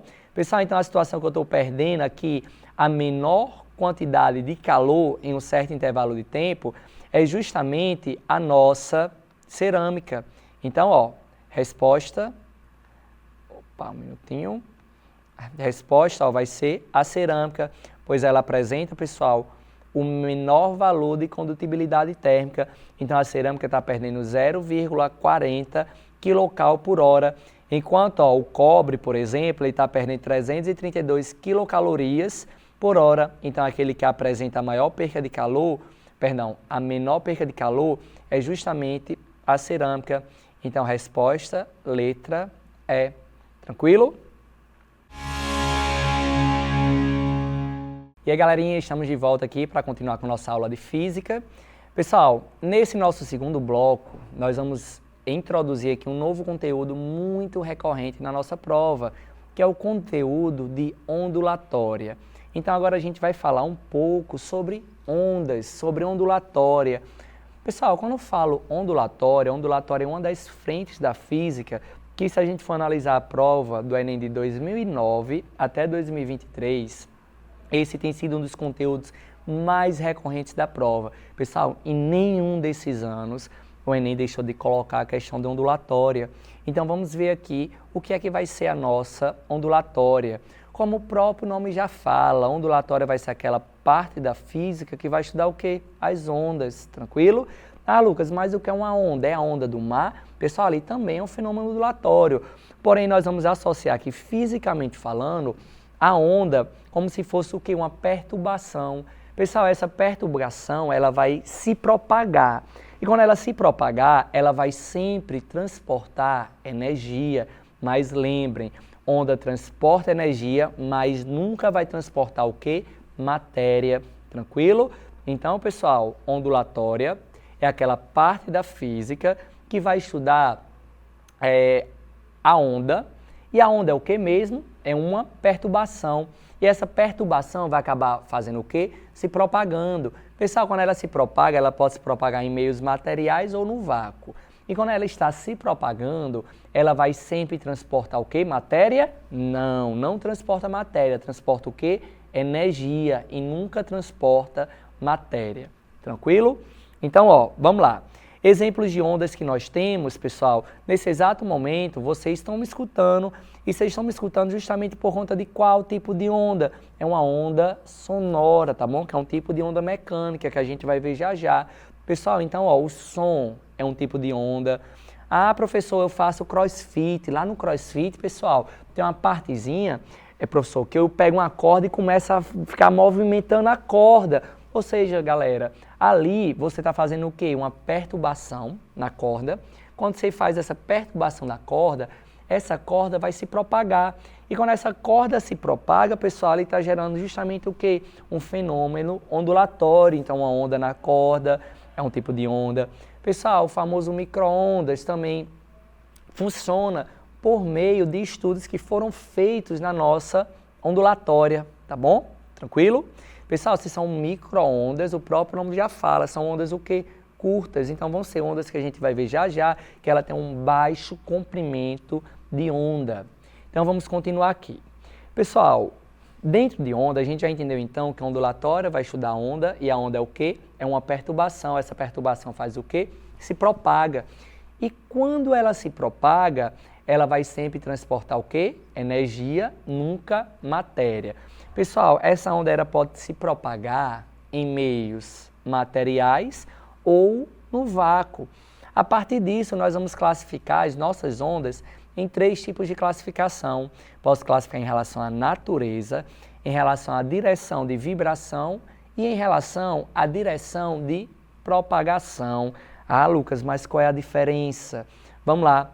Pessoal, em relação à natureza, nós podemos classificar a onda em 2 tipos. Pode ser a nossa onda mecânica ou a nossa onda eletromagnética. Lucas, qual vai ser a diferença? Pessoal, isso aqui, importante demais, ó. Onda mecânica vai ser aquela onda que ela necessita obrigatoriamente, lembra a palavrinha, obrigatoriamente de quê? De meio material.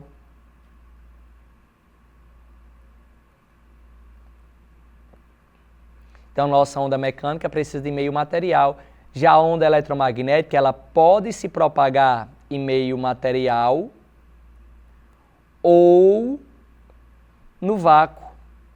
Pessoal, então ondas mecânicas não se propagam no vácuo. Ondas mecânicas eu preciso obrigatoriamente, vou até destacar aqui, ó, obrigatoriamente a onda mecânica, opa, um minutinho, onda mecânica ela precisa de meio material. A onda eletromagnética não precisa, tranquilo? De boa? Vamos continuar aqui, ó. Pessoal, agora em relação à direção de vibração. Galera, em relação à direção de vibração, a onda ela pode ser classificada em 2 tipos. Pode ser uma onda transversal ou uma onda longitudinal. Galera, a onda transversal vai ser aquela onda em que a direção de vibração e propagação, elas vão ser o quê? Perpendiculares. Então, a direção de propagação aqui, ó, na horizontal e a de vibração na vertical. Pessoal, quando eu tenho isso aí, direção de vibração e propagação perpendiculares, que é o que acontece aqui, ó, se vocês observarem, a nossa direção de vibração e propagação, elas estão sendo perpendiculares. Pessoal, a onda está se propagando na horizontal e ela está vibrando aqui, ó, subindo e descendo na vertical. Então, se a direção de propagação e vibração são perpendiculares, nós vamos ter uma onda do tipo transversal. Já a onda longitudinal, galerinha, vai ser aquela onda em que a direção de propagação e a direção de vibração, elas vão ser o quê? Paralelas, tá bom? Pessoal, se elas vão ser paralelas, é como se fosse uma situação de uma mola, certo? Ó, aqui uma molazinha, ela está se propagando na horizontal e ela também está vibrando aqui, ó, para a horizontal, com um movimento de vai e vem. Então, quando a propagação e a vibração, elas estão na mesma direção, então elas vão ser longitudinais, tranquilo? Pessoal, existem ondas que ora vão se comportar como transversal, ora se comporta como longitudinal. Um exemplo é a própria mola. Se eu pegar a mola, ó, e propagar ela assim, ó, percebam que ela estava como longitudinal. Agora, ó, ela está fazendo movimento de subir e descer. Então aqui, ó, ela está com movimento transversal. Aqui, ó, longitudinal, vai e vem. E agora, ó, vai ser transversal. Quando ela é longitudinal e transversal ao mesmo tempo, nós chamaremos essa onda de uma onda mista. Tranquilo, pessoal? De boa? Galera, então vamos continuar aqui, ó. Opa! Agora em relação à direção de propagação. Pessoal, se eu analisar só a direção de propagação, ela pode ser unidimensional, bidimensional ou tridimensional. Pessoal, o próprio nome já fala. Unidimensional, ela vai se propagar só em quê? Em uma dimensão. Bidimensional se propaga em duas e tridimensional em três. Então, ó, nós temos aqui, está se propagando só em uma direção. Aqui, ó, em duas dimensões, então vai ser bidimensional. E aqui, ó, em três dimensões. Então, quando eu estou falando aqui, quem está na minha frente consegue me escutar. Hipoteticamente, tivesse uma pessoa aqui em cima, ela também vai conseguir me escutar. Aqui atrás também vai conseguir me escutar. Então, galera, em relação à direção de propagação, a nossa onda sonora, ela é tridimensional, ou seja, ela se propaga em três dimensões. Tranquilo? Pessoal, dentro da ondulatória, nós temos que ir para a nossa prova do Enem sabendo obrigatoriamente a classificação de duas ondas, que é a nossa onda sonora e a nossa onda luminosa. Pessoal, o som, ela vai ser uma onda mecânica. Se o som é uma onda mecânica, então o som necessita obrigatoriamente de um meio material para se propagar. Pessoal, o som, ela é uma onda longitudinal, ou seja, se ela é uma onda longitudinal, então, pessoal, a direção de propagação e direção de vibração vão ser o quê? A mesma. E ela é tridimensional, ou seja, a propagação do som é em todas as três dimensões existentes. Tranquilo? Pessoal, lembrem, se o som é uma onda mecânica, ela precisa obrigatoriamente de meio material. Então, ó, se ela precisa de meio material, o som consegue se propagar no vácuo? Não consegue, né? Então, naquelas cenas de filme em que tem aquelas ficção científica, que temos uma espaçonave no espaço. Pessoal, quando tem espaçonave no espaço, ela colide com algum objeto e faz um som absurdo. Pessoal, fisicamente falando, aquilo é impossível. E é impossível por quê? Pois no espaço é uma região de quê? De vácuo. Se é uma região de vácuo, o som é uma onda mecânica. Se o som é uma onda mecânica, ela necessita obrigatoriamente de um meio material para se propagar. E o vácuo não é meio material, não tem meio material. Então o som não consegue se propagar no vácuo. Ah, professor, então quer dizer que lá no vácuo, quando aqueles barulhos, aquelas batidas que aparecem nos filmes, ali vai acontecer um silêncio total, exatamente, pois o som não vai conseguir se propagar, diferentemente da luz. Galera, a luz é uma onda eletromagnética. Se ela é uma onda eletromagnética, então ela consegue se propagar tanto em meio material como no vácuo. Pessoal, a luz é uma onda transversal. Se ela é uma onda transversal, a gente viu agorinha que ondas transversais são aquelas ondas em que a direção de propagação e direção de vibração são o quê? Perpendiculares uma com a outra, tá bom? Pessoal, e a onda luminosa, ela é uma onda tridimensional, ou seja, ela se propaga em todas as 3 dimensões, tranquilo? Pessoal, aqui ó, eu trouxe um quadrinho, uma tabelinha, com o nosso espectro das ondas eletromagnéticas. Galera, nós temos que saber esse espectro de ondas eletromagnéticas, nós temos que saber interpretar ele. Pessoal, as ondas eletromagnéticas, que são aquelas ondas que elas se propagam no vácuo, conseguem se propagar no vácuo, elas são divididas em 7 grandes tipos. Ah, Lucas, quais são esses 7? Então, estão aqui, ó.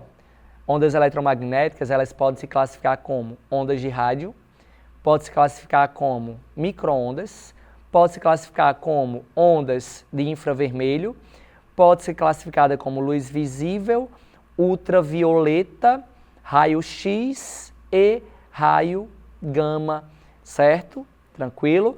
Então esses são os 7 espectros das ondas eletromagnéticas que nós temos que saber. Mais uma vez, ondas de rádio, micro-ondas, infravermelho, luz visível, ultravioleta, raio-x e raio gama. Dentro de cada um dessas classificações, nós temos subgrupos. Professor, preciso saber os subgrupos dessas 7 classificações das ondas eletromagnéticas? Não, pessoal, a gente não precisa saber, a gente só precisa saber interpretar a relação que vai acontecer em cada um desses grupos, que eu vou mostrar no próximo tópicozinho aqui, que é justamente uma relaçãozinha matemática que nós vamos ter. Pessoal, mas antes de ver essa relação matemática, nós vamos aqui só relembrar os elementos que uma onda possui. Nós temos aqui um exemplo de onda transversal. Pessoal, a onda transversal possui uma parte mais alta, que é a nossa crista, possui uma parte mais baixa, que é o nosso vale. Aí nós temos que lembrar, então, ó, que aqui nesse caso que eu coloquei para vocês, nessa nossa onda nós vamos ter quantas cristas? 1, 2, 3, 4 cristas. E quantos vales? 1, 2, 3, 4 vales. Pessoal, então nós vamos ter aqui crista, que é o ponto mais alto da onda, e vale, que é o ponto mais baixo da nossa onda. Pessoal, nós temos aqui um eixo principal. A distância desse eixo principal até o ponto mais alto da onda é o que a gente chama de amplitude, ou a distância do eixo mais baixo da onda até o eixo principal também é o que a gente chama de amplitude. Ah, Lucas, então amplitude é sempre a distância de um eixo até a sua extremidade, exatamente, distância do eixo principal até o ponto mais alto, ou distância do eixo principal até o ponto mais baixo. Galera, e quanto maior for essa amplitude, maior a quantidade de energia que essa onda vai ter armazenada, tranquilo?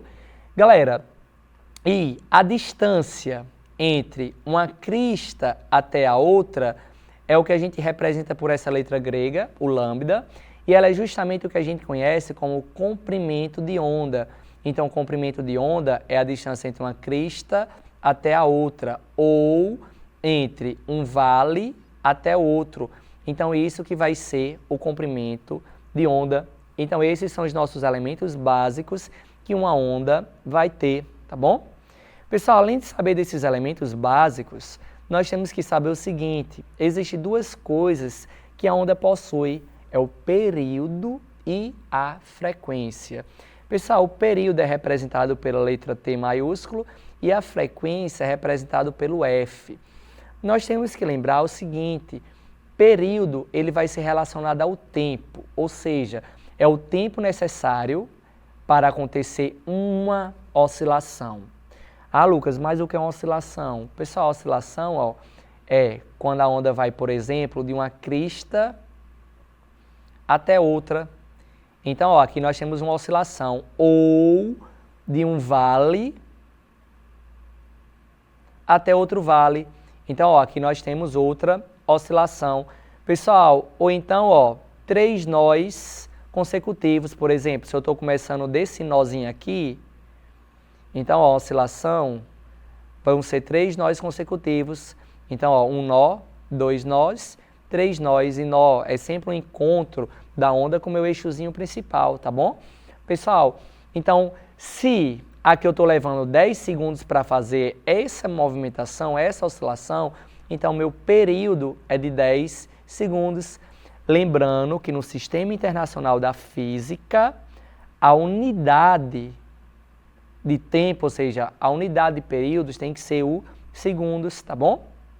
Galera, e frequência é o número de oscilações que acontece em um determinado intervalo de tempo.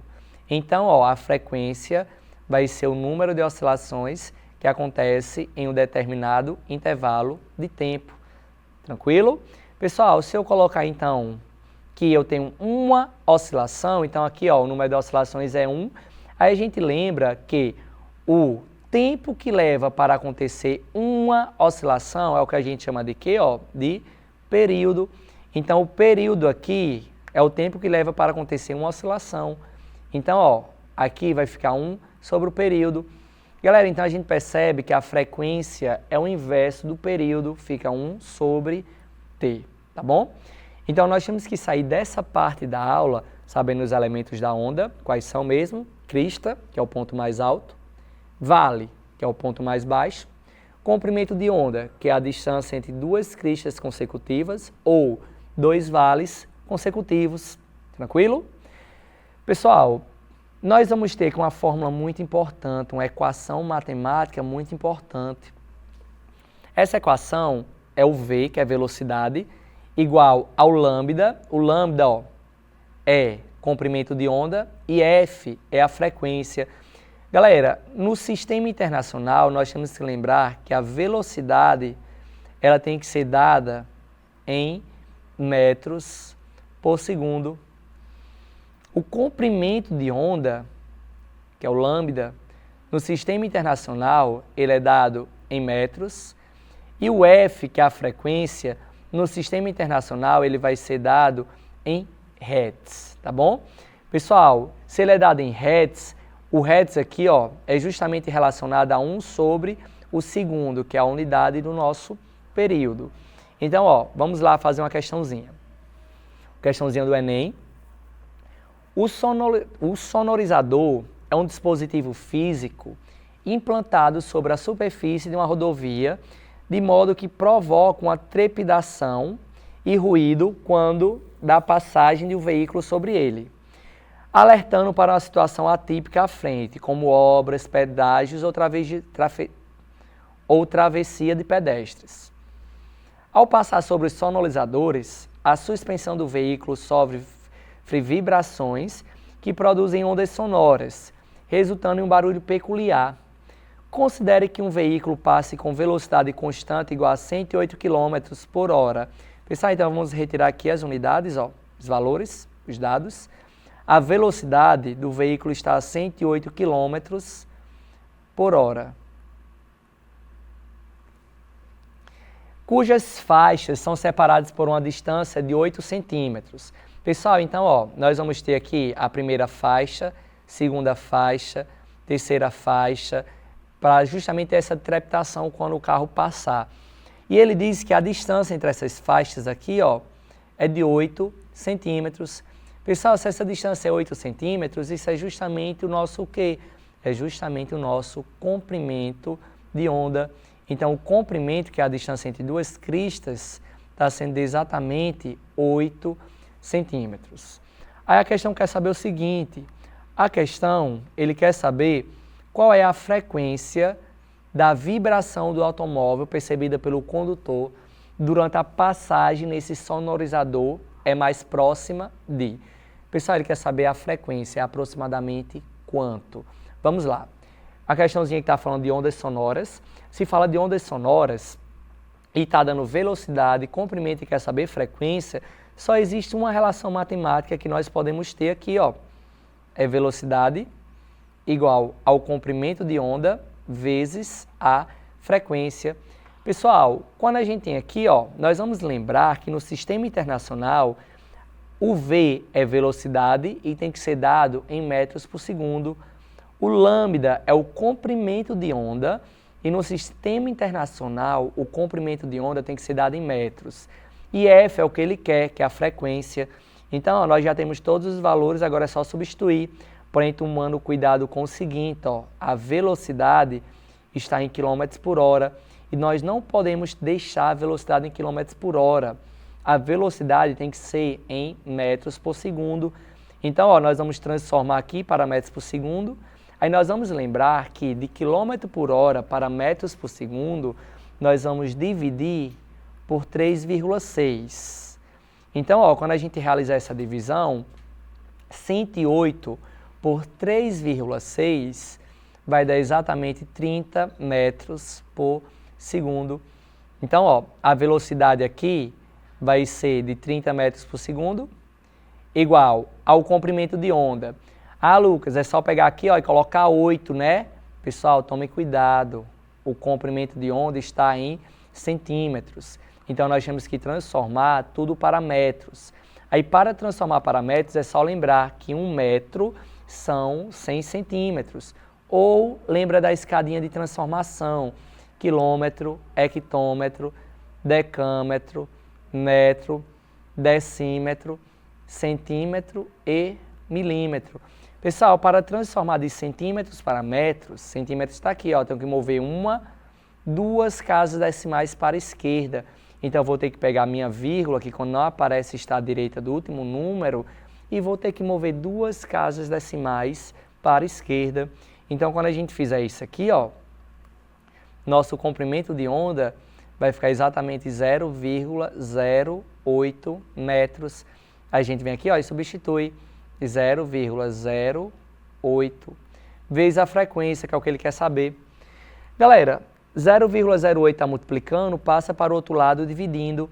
Então, ó, aqui vai ficar 30 dividido por 0,08. Então, a frequência é o resultado dessa divisão. Pessoal, vamos lá, ó, realizar essa divisão. Para realizar essa divisão, a vírgula, quando não aparece, fica à direita do último número.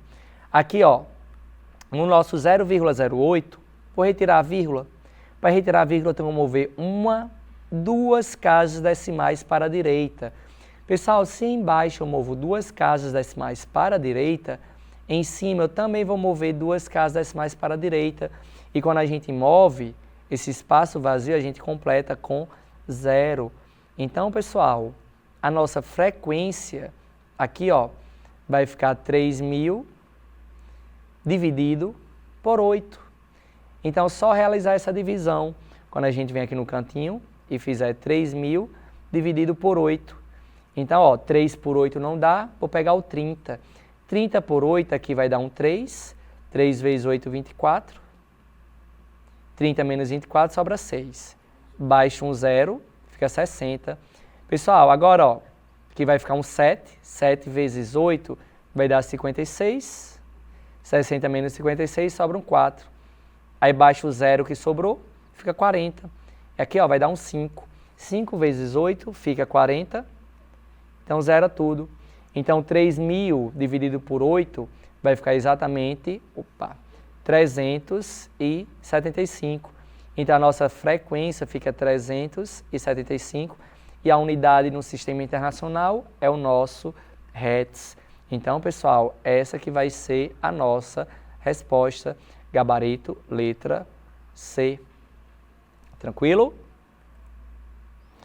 Vamos para a próxima questão, questãozinha aqui do Enem também.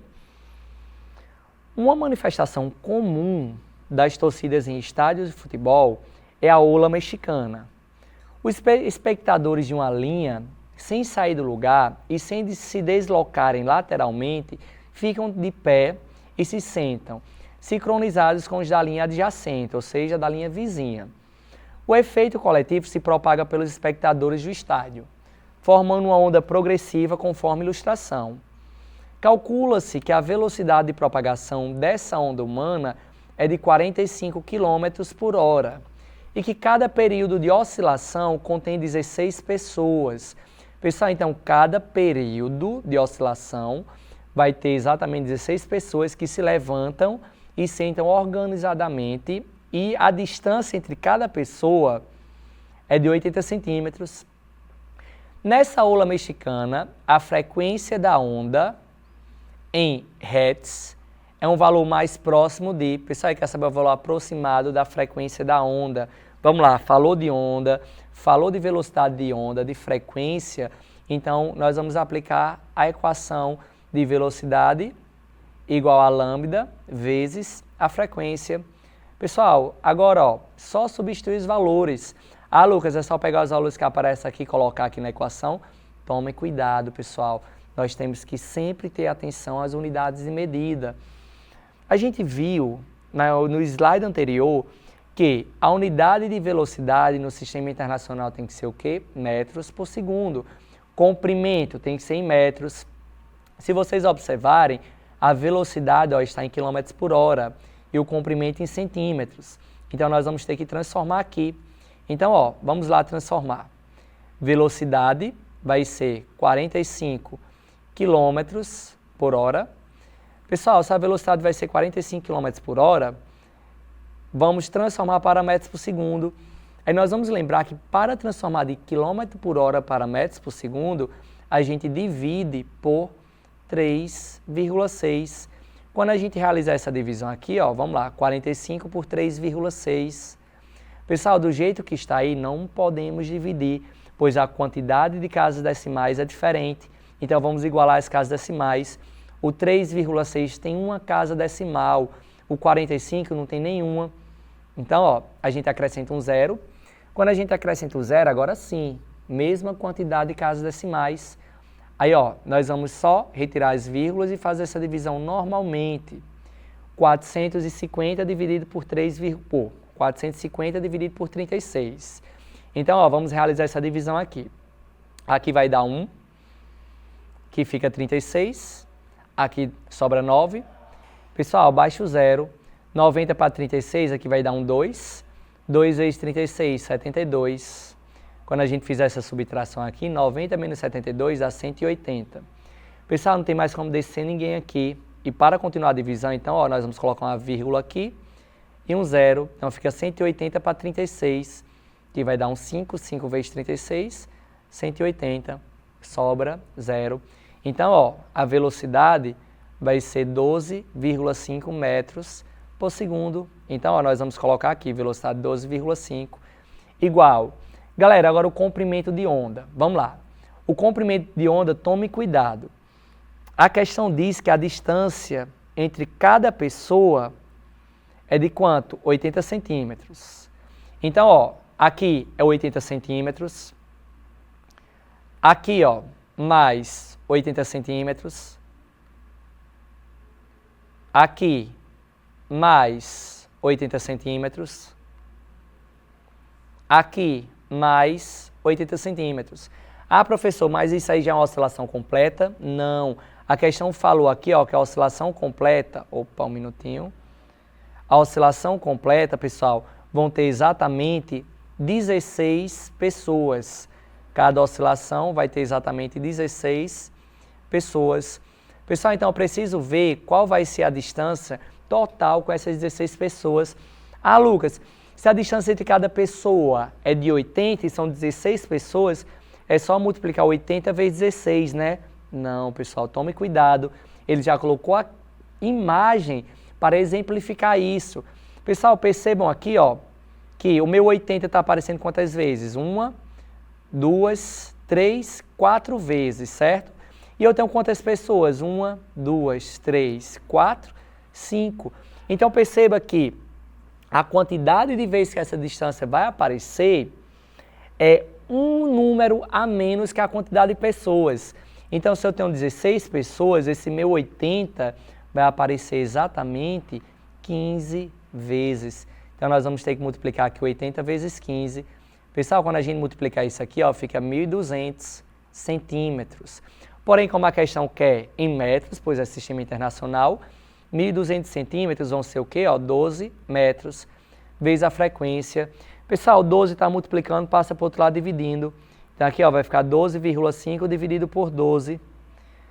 Pessoal, quando a gente fizer a divisão, nem precisa. 12,5 dividido por 12 dá muito próximo de quem? De 1. Mas se você fizer aqui no cantinho, 12,5 dividido por 12, isso aqui vai dar 1, alguns quebradinhos, 0, alguma coisa, tá bom?